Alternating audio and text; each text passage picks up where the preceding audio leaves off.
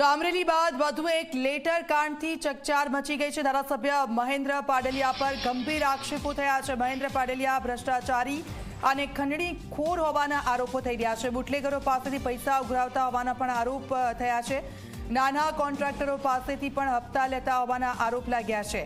ધારાસભ્યના મળતિયા લોકો ઉઘરાણી કરતા હોવાનો પણ આરોપ છે। ભાજપ અને સંઘ કાર્યકર્તાના નામનો આ લેટરમાં ઉલ્લેખ કરવામાં આવ્યો છે અને આ લેટર વાયરલ થયો છે। ભ્રષ્ટાચારી ધારાસભ્યથી લોકોને બચાવવાની માંગ કરાય છે। આરોપનો આ લેટર દિલ્હી અને ગાંધીનગર મોકલવાનો પણ દાવો થઈ રહ્યો છે।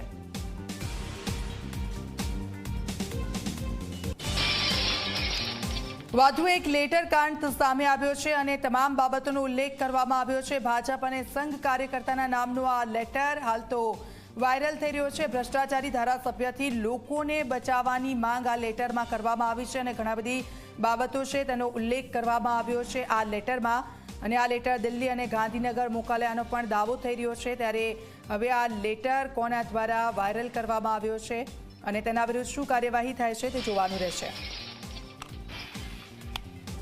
તો ધારાસભ્ય મહેન્દ્ર પાડલિયા સામે ભ્રષ્ટાચારના આરોપનો આ મામલો છે। ધારાસભ્ય મહેન્દ્ર પાડલિયાએ તમામ આરોપોને ફગાવ્યા છે।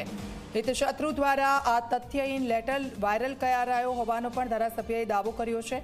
મારી રાજકીય પ્રતિષ્ઠાને હાનિ પહોંચાડવાનો પ્રયાસ થઈ રહ્યો છે, ધારાસભ્યનું આ કહેવું છે। મારી સારી કામગીરી ન જોઈ શકતા મને બદનામ કરી રહ્યા છે લોકો। મહેન્દ્ર પાડલિયાએ રાજકોટ એસપીને તમામ તપાસ માટે પણ રજૂઆત કરી છે।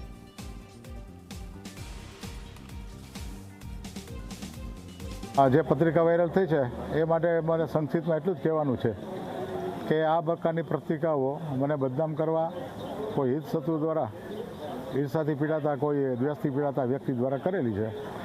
આની અંદર કરવામાં આવેલા આક્ષેપોમાં કોઈ પણ પ્રકારનું તથ્ય નથી અને આ બાબતે મેં જિલ્લા પોલીસ વડાને મેં રજૂઆત કરી છે કે આની તપાસ થાય અને જે કોઈ જવાબદાર વ્યક્તિ હોય એને શોધી કાઢવામાં આવે ને એની સામે પગલાં લેવાય। આ જે પત્રિકા વાયરલ થઈ છે તેમાં તમારા પક્ષના કોઈ કાર્યકરો દ્વારા પત્રિકા વાયરલ કરવામાં આવી તેવું બની શકે?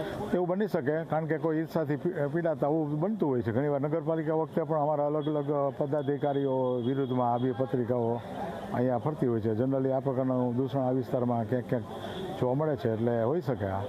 તમે આ બારામાં ફરિયાદ કરી ખરા? ખરી, મેં એસપીને ફરિયાદ કરી છે। તો ડાંગમાં